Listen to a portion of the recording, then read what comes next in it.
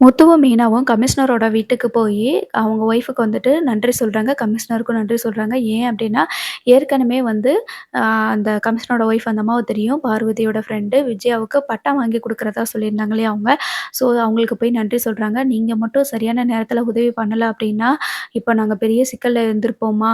எங்களுக்கு வாழ்வாதாரமே அந்த கடை தான். எங்க அம்மா அத வச்சு தான் அந்த கடையில வச்சு வர்ற வருமானத்தில தான் என் தம்பி, தங்கச்சிய படிக்க வச்சாங்க. எங்க 3 பேரையும் ஆளாக்கி வளர்த்து எங்களுக்கு வந்து கல்யாணம் பண்ணி வச்சிருக்காங்க அப்படின்னு சொல்லி சொல்றாங்க. எனக்கு தெரியுதும்மா, நேர்மையா இருக்கிறவங்களுக்கு வந்து எந்த பிரச்சனையும் வராதும்மா. அந்த கடவுள் கைவிட மாட்டாங்க அப்படின்னு சொல்லிட்டு அவங்களும் சொல்றாங்க. அந்த கரும்பு மிஷினே எங்க அப்பாவோட நினைவா வச்சிருந்தேன் மேடம். அது போனதுக்கப்புறம் தான் எனக்கு ரொம்ப வருத்தமா இருந்துச்சு. நீங்க உதவி பண்ணியிருக்கீங்க. இந்த ஹெல்ப்ப நான் என்னைக்குமே மறக்கவே மாட்டேன் அப்படின்னு சொல்லி சொல்றாங்க. அதெல்லாம் இல்லப்பா, நீ வந்து உன் மாமனாரு, உ உன்னோட மாமியார் கடை அப்படின்னு இல்லாம, இந்த காலத்துலயும் நீ உதவி பண்ணணும்னு நினைக்கிற பார்த்தியா? நீ வந்து பெரிய மனசுப்பா உனக்கு அப்படின்னு சொல்லி சொல்றாங்க. எல்லாருக்குமே நல்லா இருந்தா போதும். எனக்கு அது அவ்வளோதான். நீதியும், நேர்மையாவும் இருக்கணும். அன்னன்னைக்கு உழைக்கணும், அன்னன்னைக்கு சாப்பிடணும். அது மட்டும் தாம்மா என் மனசுல இருக்கும் அப்படின்னு சொல்லிட்டு முத்து வந்து சொல்றாங்க. ரொம்ப நல்ல ஒரு நேர்மையான பெர்சனா இருக்கீங்க நீங்க 2 பேரும்.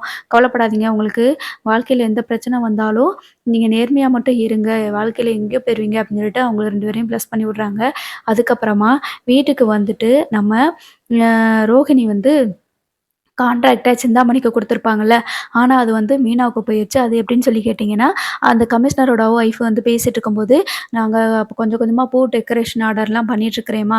அந்த தொழில் வளர்ச்சியில போட்டியில வந்து எங்களுக்கு இந்த மாதிரிலாம் தொந்தரவு குடுத்துட்டாங்க. அது மட்டும் இல்லாம என்னோட பூக்கடையவும், அவங்க என்னோட வண்டியவும் எடுத்துட்டு போயிட்டாங்க. இதெல்லாம் எனக்கு தொழில் போட்டியா இருக்கிற ஒரு லேடி பார்த்த வேல தான்." அப்படின்ற மாதிரி சொல்றாங்க. அதுக்கப்புறமா தொழில் போட்டி இருக்க தான் செய்யும். ஆனா, இந்த மாதிரி ஏழைங்க வயித்துலலாம் அடிக்கக்கூடாது. இவங்க எல்லாத்தையும் நம்ம அ மே முன்னேறி இவங்க எல்லாத்தையும் கீழ தள்ளி மிதிச்சு முன்னேறி போய்க்கிட்டே இருக்கணும் அப்படின்னு சொல்லி சொல்றாங்க. கல்யாண டெக்கரேஷன் ஆர்டர்லாம் பண்ணுவேன்னு சொல்றீங்கல்ல, என் ரிலேட்டிவ் ஒருத்தவங்களோட வீட்டு ஃபங்ஷன் வருது, கல்யாணம் வருது அந்த உங்க பொண்ணுக்கு. நீங்க வந்து பூ டெக்கரேஷன்லாம் பண்றீங்களா? அப்படின்னு சொல்லி சொல்றாங்க. நிஜமாவாம்மா? அப்படின்னு சொல்லி மீனா வந்து கேட்குறாங்க. ஆமா, உங்கள்கிட்ட தான் நான் சொல்றேன். அங்க இருக்கிற எல்லா டெக்கரேஷனும் நீங்க தான் பார்க்கணும். உங்ககிட்ட அது பத்தின ஃபோட்டோஸ் ஏதாவது இருந்துச்சுன்னா, நான் உங்களுக்கு வந்து நம்பர் அனுப்புறேன். நீங்க எனக்கு சென்ட் பண்ணி விடுங்க. அதேமாரி அந்த என்னோட ரிலேட்டிவ் ஃபோன் நம்பரையும் குடுக்குறேன். நீங்க அவங்க கிட்ட பேசிக்கோங்க. வேற டீட்டெயில் எல்லாம் அவங்க சொல்லுவாங்க அப்படின்னு சொல்லி சொல்றாங்க. ரொம்ப சந்தோஷம் மேடம் அப்படின்னு சொல்லி சொல்றாங்க. ஆமா, கல்யாணம் கிட்டத்தட்ட 1 வாரம் நடக்கும். நல்லா திருவிழா மாரி நடத்துவாங்க. அதனால எல்லா டெக்கரேஷனுமே நீங்க தான் பண்ண போறீங்க அப்படின்னு சொல்லி சொல்லும்போது, மீனாவுக்கு பயங்கர சந்தோஷமா இருக்குது. ரொம்ப நன்றிங்க மேடம். நீங்க பண்ண உதவிய என்னால மறக்கவே முடியாது அப்படின்னு சொல்லி சொல்லிட்டு இருக்கிறாங்க.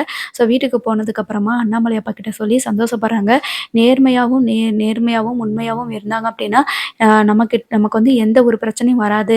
அப்படியே பிரச்சனைகள் வந்தாலும் அந்த கடவுள் நம்மள வந்து கைவிட மாட்டாங்க அப்படின்னு சொல்லிட்டு, நீங்க 2 பேரும் தான் கரெக்ட்டான உதாரணமா இருக்கீங்க அப்படின்னு சொல்லிட்டு அண்ணாமலை அப்பா வந்து பாராட்டுறாங்க.